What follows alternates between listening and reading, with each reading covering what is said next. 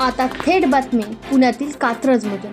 कात्रज नवीन बोगद्यापासून नवले पुलापर्यंतच्या उतारावर दरवर्षी जीवघेणे अपघात होत असताना प्रशासन मात्र गाढ झोपेत आहे.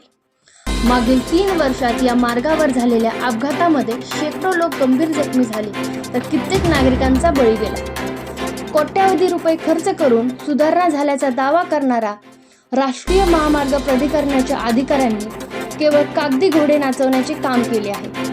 आता निष्काळजी बेजाबर अधिकाऱ्यांवर संतोष मनोवाद्यांचा गुन्हा दाखल करावा अशी संताप मागणी परिसरातील नागरिकांनी केली. अपघातानंतर आश्वासन पण कृती मात्र शून्य. कात्रज बोगद्याच्या उतारावरून वेगाने उतरणाऱ्या अवजड वाहनांचा ताबा सुटून वाहनांना धडक देण्याच्या घटना वारंवार घडत आहेत. तरी देखील राष्ट्रीय महामार्ग प्राधिकरण आणि वाहतूक विभाग यांच्या कारवाईत कुठलाही ठोस बदल झालेला नाही. रस्ता सरळ करण्याचा, तीव्र उतार कमी करण्याचा आणि वेगावर नियंत्रण ठेवण्यासाठी आराखडा तयार झाल्याचे सांगण्यात आले होते. कोट्यवधी खर्च, मग सुधारणा गेल्या कुठे? प्रशासनाने सुरक्षा सुधारण्याच्या नावाखाली कोट्यवधी रुपये खर्च केले आहेत. नवीन सिग्नल, फलक, रस्त्यांची दुरुस्ती आणि बॅरिकेड्स बसवण्यात असल्याचे दाखवले गेले, परंतु प्रत्यक्षात त्या उपाययोजनांचा काहीही उपयोग झाला नाही.